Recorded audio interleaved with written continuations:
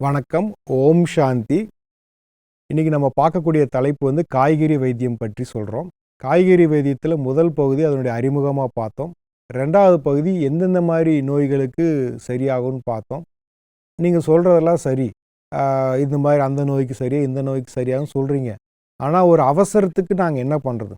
ஒரு சளி பிடிக்குது, காய்ச்சல் வருது, தலைவலி வருது, இந்த மாதிரி விஷயங்களுக்கு இந்த காய்கறிகள் கேட்குமா?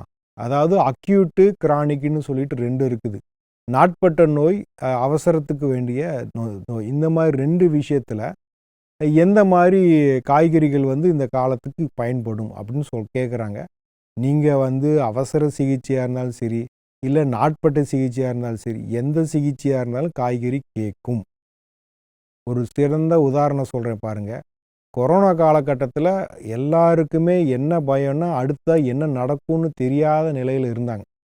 அப்போ நமக்கும் தெரியாது அது என்ன ப்ராப்ளம்னு நமக்கும் புரியல. ஆனால் நம்ம ஒரு குறிப்பிட்ட காலகட்டம் கடந்ததுக்கப்புறமா மக்கள் கொஞ்சம் கொஞ்சமாக நமக்கு தொடர்பு கொண்டு எனக்கு இந்த பிரச்சனை இருக்குது, கொரோனானால் நான் இப்படி இருக்கிறேன்னு சொல்கிறப்போ அவங்களுடைய நோய் அறிகுறிகளை வச்சு அவங்களுக்கு ஒரு என்ன தீர்வு சொன்னோம் அப்படின்னா, இந்த கொத்தவரங்காய் இருக்கு இல்லையா, அது ஒரு 4 காய் வந்து கடித்து மென்று உமிழ்நீரோட கலந்து ஒரு கூழ் மாதிரி ஆக்கி குடிச்சிக்கோங்க. அதாவது வாயிலேயே வந்து நல்லா இது பண்ணணும் அப்படின்னு சொல்கிறோம். இதை வந்து 1 ஹவருக்கு ஒன்ஸ், 1 மணி நேரத்துக்கு ஒரு தடவை இந்த மாதிரி செய்யணும். இதை ஒரு தடவை பண்ணுறாங்க, 2வது தடவை, 3வது தடவை, 4வது தடவை. ஒரு சிலருக்கு பார்த்தா 2வது தடவையிலேயே வந்து காய்ச்சல் வந்து கட்டுப்படுது. சிலருக்கு 5-6 தடவை சாப்பிட்றப்ப கட்டுப்படுது. இந்த மாதிரி கொத்தவரங்காய் போல் ஒரு சிறந்த ஒரு அவசர நிவாரணி வந்து எதுவுமே கிடையாது. அது காய்ச்சலுக்கெலாம் வந்து இதை விட்டால் வேறு வழியே இல்லை. அவ்வளோ ஒரு சிறப்பான ஒரு பலனை வந்து அது கொடுக்குது. அது பார்த்திங்கன்னா உடம்பினுடைய வெப்பம் மற்றும் குளிர்ச்சி 2யுமே சமப்படுத்தக்கூடிய ஆற்றல் வந்து இந்த கொத்தவரங்காய்க்கு இருக்குது. அப்போது வெயில் காலம் எனக்கு ரொம்ப சேரவே சேராது, குளிர்காலம் எனக்கு சேரவே சேராது, இப்படி 2மே சேராமல் இருக்கும். சிலருக்கு பார்த்திங்கன்னா குளிர்காலத்தில் இந்த மாதிரி மூச்சு திணறல் அப்படி வரும், வெயில் காலத்தில் தோல் சம்மந்தப்பட்ட பிரச்சனைகள் வரும். இப்படி மாறி மாறி வரத்திருக்கு. இல்லை சிலருக்கு அந்த காலகட்டத்தில் ஒரு வியாதி மட்டும் வரலாம். எப்படியா இருந்தாலுமே இந்த கொத்தவரங்காய் இந்த மாதிரி சாப்பிட்றப்போ அவங்க உடம்புனுடைய தட்பவெட்ப நிலை வந்து சீராக இருக்கும். அப்போ காய்ச்சல் வந்தாலும் அவர்களால் வந்து அதையே சமாளித்து நல்ல முறையாக வெளியில் வர முடியும். உலகமே பயந்து அதிர்ந்து போய் இருக்கக்கூடிய காலகட்டத்தில் இந்த ஒரு கொத்தவரங்காயை சாப்பிட்டு எத்தனையோ பேர் நல்லா இருக்காங்க. இங்கே பார்த்தீங்கன்னா எங்கள் தெரு ஃபுல்லாக இந்த மாதிரி பாதிக்கப்பட்டிருக்கு. நிறைய பேர் வந்து போகிற வழியில் இறந்துட்டாங்க, சிலர் வந்து மருத்துவமனைக்கு போய் இறந்துட்டாங்க. இப்படி பல நிலைகள் இருந்தால் கூட ஒரு சிலர் என்ன பண்ணுறாங்கன்னா, இந்த காய்கறிகளை பற்றி விவரங்களை கேட்டுட்டு வீட்லேயே இருந்த மாதிரியே நான் எங்கேயும் போக மாட்டேன்னு சொல்லிட்டு இந்த கொத்தவரங்காயை சாப்பிட்டு 5 ரூபா 10 ரூபாயிலேயே சரியாயிருக்காங்க. இது நான் சொல்கிறதெல்லாமே சத்தியம், உண்மை, இது நடந்திருக்கு. அப்படியும் உங்களுக்கு கொரோனா அளவுக்கு போக முடியாட்டியும் கூட உங்கள் வீட்லேயே யாருக்கா காய்ச்சல் வந்ததுன்னா கொடுத்து பாருங்கள். 1 மணி நேரம் 2 மணி நேரத்தில் என்ன ஆகிட போகுது? ஒரு 4 கொத்தவரங்காய் மென்று சாப்பிட சொல்லுங்கள். 1 மணி நேரத்துக்கு ஒரு தடவை கொடுங்க. அவ்வளோ பெரிய பலன் கிடைக்குது. ஸோ நம்ம எதிர்பார்க்க முடியாத பலன்களை, ஆற்றலை கொண்டு தான் வந்து கொத்தவரங்காய். இது சொல்லப்போனால் எல்லா குழந்தைங்கள் வச்சுருக்கிற எல்லார் வீட்லேயும் இது இருக்கணும். ஏன்னா ஃபஸ்ட் எய்டு மாதிரி, அவசர சிகிச்சை மாதிரி இது பயன்படும். இதே மாதிரி தான் வந்து என்ன அப்படின்னா கோவக்காய். கோவக்காவும் சாதாரண விஷயம் இல்லை. உடம்புல வந்து எந்த ஒரு பிரச்சனைனாலும் அது குடல் சார்ந்த நிலையிலிருந்து அது மேலே வரும். அப்போ சளியை கரைக்கணும், கொழுப்பை கரைக்கணும் அப்படின்னா நம்ம என்ன சொல்லுவோம் அப்படின்னா வந்து கோவக்காய் தான் சொல்லுவோம். கல்லீரலில் ரொம்ப கொழுப்பு சேர்ந்துருச்சு அல்லது மண்ணீரல் ஏதோ ஒரு இடத்துல வந்து தேவைக்கு அதிகப்படியான கெட்டுப்போன புரதமோ கொழுப்போ இருந்தால் அதை கரைக்கக்கூடிய ஆற்றல் வந்து கோவக்காய்க்கு தான் இருக்குது.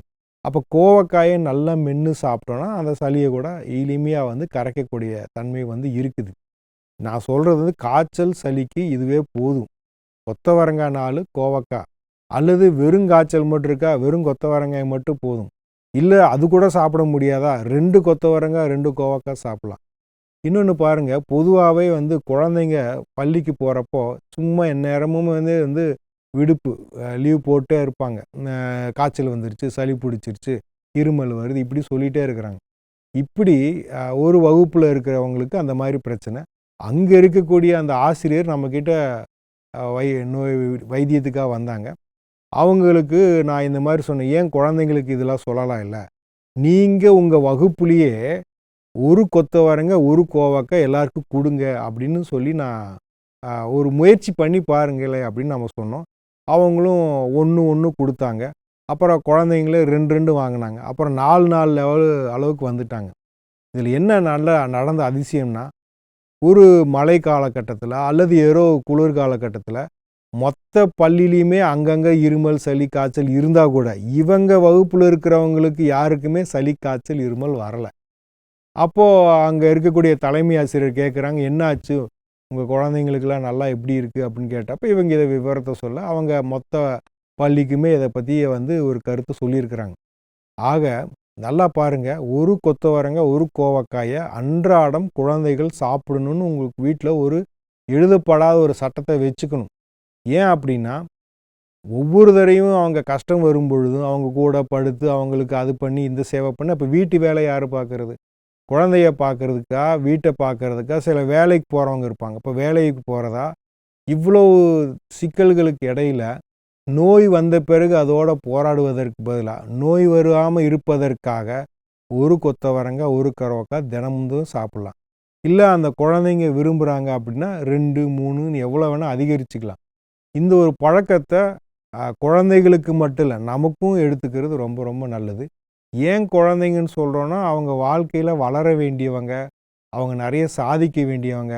எப்போ பார்த்தாலும் நோயில் போய் படுத்துக்கிட்டே இருக்கிறது ஒரு ஒரு நல்ல விஷயம்னு சொல்ல முடியாது. அதனால் அவர்களை பாதுகாப்பதற்காகவும் அவர்களுடைய வாழ்க்கை சிறப்பாக இருப்பதற்காகவும் இதை சொல்லிகிட்ருக்கு.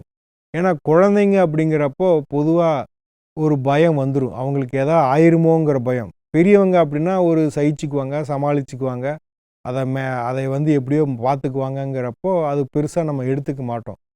அப்போ குழந்தைங்கிறப்போ வீட்டில் எல்லாருமே ஒரு பயம் இருக்கும். குழந்தை இப்படி வச்சுருக்கேன்னு எல்லோரும் திட்டுவாங்க. அதனால தான் சொல்கிறோம், குழந்தைகளை எப்போவுமே இந்த பாதுகாப்பான விஷயத்தில் இருக்கணும். ஏன் அப்படின்னா, நம்ம அவங்க மேலே முழுமையான கட்டுப்பாடு கொடுக்க முடியாது. அவங்க எங்கே போகிறாங்க, யார் கொடுக்கறது சாப்பிட்றாங்க, எப்படி இருக்கிறாங்க, இதெல்லாம் நம்மளால் எல்லா நேரமும் நம்மளுடைய கட்டுப்பாட்டில் வச்சுக்க முடியாது. அதனால் தினந்தோறுமே இந்த ஒரு பழக்கத்தில் இருக்கிறது நல்லது. இப்படி நம்ம இந்த மாதிரி சொல்கிறத கேட்டு பல பேர் அவங்க குடும்பத்துலேயும் இது ஒரு பழக்கமாக, அதாவது தட்டு வச்சாலே முதல்ல கொத்தவரங்காய் கோவக்காய் இருக்கும். அது சாப்பிட்டா தான் தோசை, அது சாப்பிட்டா தான் சாப்பாடு, அப்படி ஒரு ஒரு முறையை வீட்டிலையே எல்லாரையும் செய்ய வச்சு அந்த வீட்டில் இருக்கிறவங்க பெரியவங்க அவ்வளோ நல்லா அந்த குழந்தைய கொண்டு போகிறாங்க. அப்படியும் இருக்கிறாங்க. அதே சமயத்தில் எல்லாமே முடிஞ்சு கடைசி நேரத்தில் அப்படி இப்படின்னு புலம்புறவங்க இருக்கிறாங்க. இதை எதுக்காக அதை சொல்ல வரேன்னா, இன்றைக்கி இருக்கக்கூடிய வாழ்க்கை ஒரு சவாலாக தான் இருக்குது. பெருசாக சாதிக்க வேணாம், வாழ்க்கையை வாழ்கிறதே ஒரு பெரிய சாதனையாக இருக்குது. ஏன்னா நோய் இல்லாமல், தொந்தரவு இல்லாமல், பொருளாதார பிரச்சனை இல்லாமல், இப்படி பல குழப்பத்துக்கு இடையில் வாழ்கிற மனிதர்கள் இந்த மாதிரி விஷயங்கள் வரும்போது தடுமாறுறாங்க. என்ன பண்ணுறதுன்னு தெரியல. அவங்க வாழ்க்கையை பார்ப்பாங்களா இல்லை குழந்தைய பார்ப்பாங்களா? இதை நான் உங்களுக்கு ஒரு அறிகுறியாக சொல்லலை, ஒரு உங்களுடைய சகோதரனாக நினச்சி சொல்கிறேன். தயவுசெய்து இந்த பழக்கத்தை வீட்டில் கொண்டு வாங்க. காய்கறிகளை 1, 2 சாப்பிட்ணும் அப்படிங்கிற ஒரு பழக்கத்தை சின்ன வயதிலேருந்தே நம்ம கொண்டு வரணும். சின்ன வயசுலேயே நம்ம சொல்லிட்டோன்னா அது அவங்களுக்கு வாழ்க்கையில் எப்போ வேணாலும் அதுக்கு தயாராக இருப்பாங்க.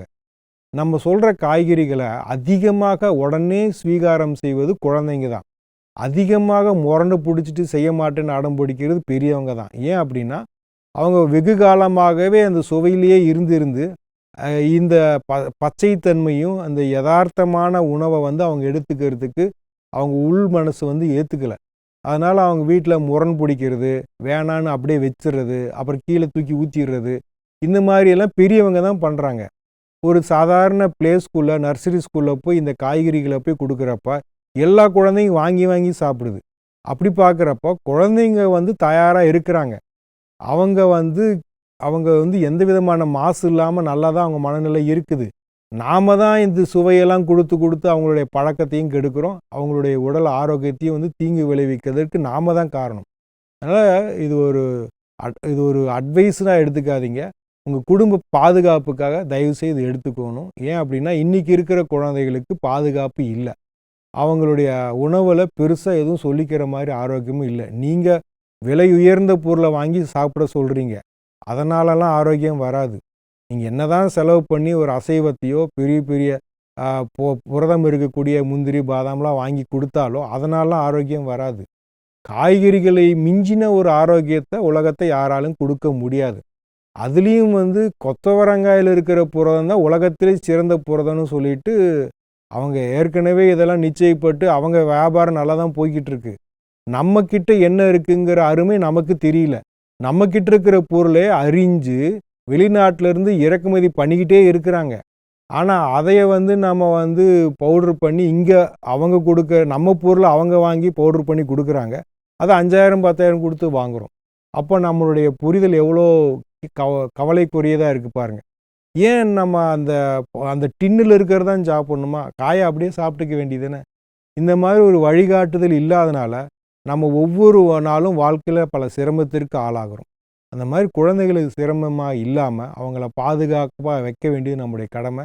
இந்த ஒரு பழக்கத்தை குழந்தைகளுக்கும் கொடுப்போம், நாமளும் கொஞ்சம் இதில் பழகிக்குவோம். அப்போ தான் நமக்கு எப்போவுமே ஒரு நிச்சயிக்கப்பட்ட ஆரோக்கியங்கிறது இருக்கும்.